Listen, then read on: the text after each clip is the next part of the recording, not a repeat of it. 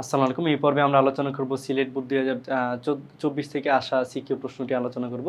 তো আমরা প্রথমেই যদি উদ্দীপকের দিকে তাকাই তাহলে দেখতে পারি এখানে বলা হয়েছে মুক্তিযোদ্ধা আ কবির সাহেবের স্মৃতিচারণ অনুষ্ঠানে তার ভাই তাহের কেঁদে ফেলেন।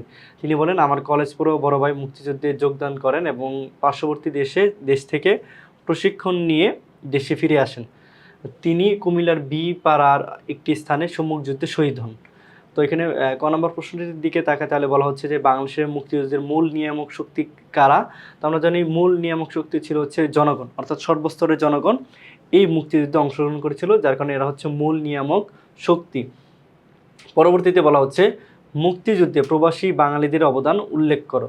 তো আমরা জানি মুক্তিযুদ্ধের সময় প্রবাসী বাঙালিদের অবদান ছিল ব্যাপক পরিমাণে, যেটা হচ্ছে খুবই গুরুত্বপূর্ণ ভূমিকা পালন করেছিল।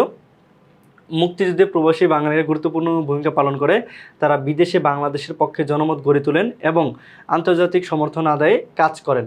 বিভিন্ন দেশে সভা সমাবেশ, প্রচার প্রকাশ ও গণস্বাক্ষর সংগ্রহের মাধ্যমে বিশ্ববাসীকে পাকিস্তানি দমন নিপীড়নের কথা জানান। প্রবাসীরা অর্থ সংগ্রহ করে মুক্তিযুদ্ধের তহবিলে প্রদান করেন এবং শরণার্থীদের সহায়তা করেন। তো এই মূলত কাজগুলো করেছিল জনসমর্থন আদায়, শরণার্থীদের হচ্ছে আপনার সহায়তা করা, মুক্তিযুদ্ধকে সঠিকভাবে পরিচালনা করা, এই সমস্ত কাজগুলো হচ্ছে প্রবাসী বাঙালিরা করেছিলেন। এছাড়াও দেখা যায় হচ্ছে আপনার লন্ডন কিংবা হচ্ছে নিউ ইয়র্কের মতো জায়গায় হচ্ছে মুক্তিযুদ্ধের সমর্থন আদায়ের লক্ষ্যে তারা হচ্ছে বিভিন্ন প্রকার মিছিল, মিটিং বা হচ্ছে বিভিন্ন সমাবেশে তারা অংশগ্রহণ করেন। এই সমস্ত অবদান ছিল প্রবাসী বাঙালিদের।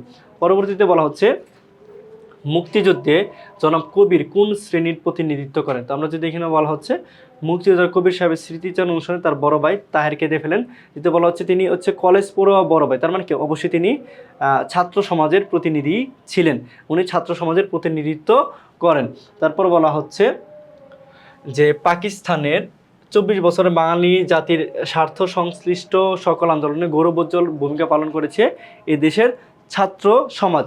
১৯৪৮ থেকে ৫২ সালের ভাষা আন্দোলন, ১৯৬২, ১৯৬৪ সালের শিক্ষা কমিশন রিপোর্টের বিরুদ্ধে আন্দোলন, ১৯৬৬ সালে ৬ দফার আন্দোলন, ৬৯-এর গণঅভ্যুত্থান, ৭০-এর নির্বাচন এবং ১৯৭১ সালে মার্চ মাসে অসহযোগ আন্দোলন সহ প্রতিটি ক্ষেত্রে ছাত্র সমাজ অগ্রণী ভূমিকা পালন করেছিল। যখনই হচ্ছে পশ্চিম পাকিস্তান থেকে কোনো অন্যায় আমাদের দেশের বা আমাদের এই পূর্ব পাকিস্তানের উপরে চাপিয়ে দেওয়া হয়েছে, তখনই কোনো না কোনোভাবে এই ছাত্র সমাজ তার প্রতিবাদে অংশগ্রহণ করেছে। তো পরবর্তীতে বলা হচ্ছে ১৯৭১ সালে মুক্তিযুদ্ধ শুরু হলে স্কুল, কলেজ ও বিশ্ববিদ্যালয়ের ছাত্রছাত্রীদের বিরাট অংশ সরাসরি মুক্তিযুদ্ধে যোগ দেয়।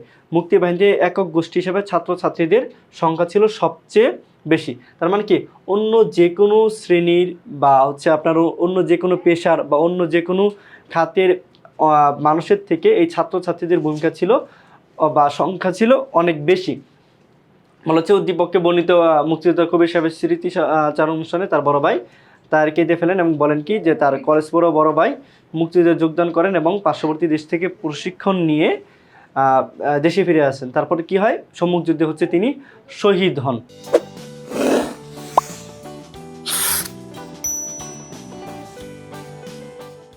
তো উনি হচ্ছে যেহেতু হচ্ছে স্টুডেন্ট ছিলেন, যার কারণে আমরা বুঝতে পারতেছি যে উনি হচ্ছে ছাত্র সমাজের প্রতিনিধিত্ব করেছিলেন। পরবর্তী প্রশ্নের দিকে যদি আমরা যাই তাহলে এখানে বলা হয়েছে প্রশ্নে যে বাংলাদেশের মুক্তিযুদ্ধের দৃশ্যকল্পে উল্লিখিত দেশটির অবদান বিশ্লেষণ করো। তো এখান থেকে যদি আমরা অবদানের কথা বলি, যেহেতু পার্শ্ববর্তী দেশের কথা বলা হয়েছে, আমরা জানি আমাদের পার্শ্ববর্তী দেশ হচ্ছে বা আমাদের শুধুমাত্র দুইটি দেশের সাথে সীমানা সংযোগ রয়েছে, একটি হচ্ছে মিয়ানমার এবং একটি হচ্ছে ভারত।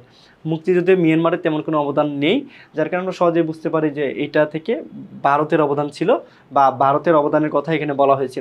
বলা হচ্ছে উদ্দীপকে বর্ণিত দৃশ্যকল্পে আমাদের মুক্তিযোদ্ধারা যে পার্শ্ববর্তী দেশ থেকে প্রশিক্ষণ নিয়ে দেশে ফিরে আসেন সেটি আমাদের প্রতিবেশী দেশ ভারতকে নির্দেশ করে।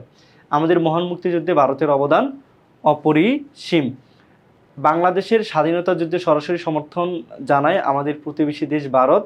১৯৭১ সালে ২৫শে মার্চের কালরাত্রির বীভৎস হত্যাকাণ্ড ও পরবর্তী ৯ মাস ধরে পাকিস্তানি দখলদার বাহিনী যে নারকীয় গণহত্যা, লুণ্ঠন ও ধ্বংসযজ্ঞ চালায়, ভারত তা বিশ্ববাসীর নিকট সার্থকভাবে তুলে ধরে। এর ফলে বিশ্ববিবেক জাগ্রত হয়। লাখ লাখ শরণার্থীকে আশ্রয়, মুক্তিযোদ্ধাদের খাদ্য। আমরা জানি এই এক্সাক্টলি সংখ্যা হচ্ছে ১ কোটির উপরে শরণার্থীর সংখ্যা। তারপর হচ্ছে মুক্তিযোদ্ধাদের খাদ্য, বস্ত্র, চিকিৎসা, অস্ত্র সরঞ্জাম ও প্রশিক্ষণ দিয়ে সাহায্য করে।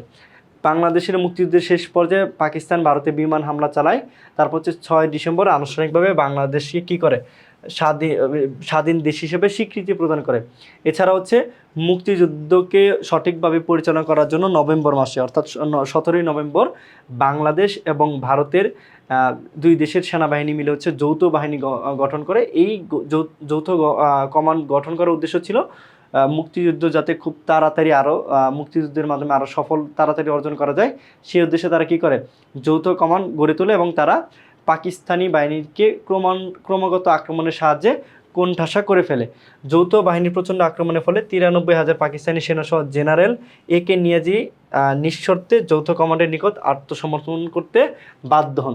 তার মানে আমরা যদি বলি যে যৌথ বাহিনী বা যৌথ কমান্ড গঠন করার ঠিক 1 মাসের মধ্যেই চূড়ান্ত বিজয় আমাদের অর্জিত হয়। তো এই ছিল হচ্ছে আমাদের ভারতের অবদান এবং এই ছিল হচ্ছে এই সিকিউ নিয়ে আলোচনা। দেখা হচ্ছে পরবর্তীতে নতুন কোনো পর্বে।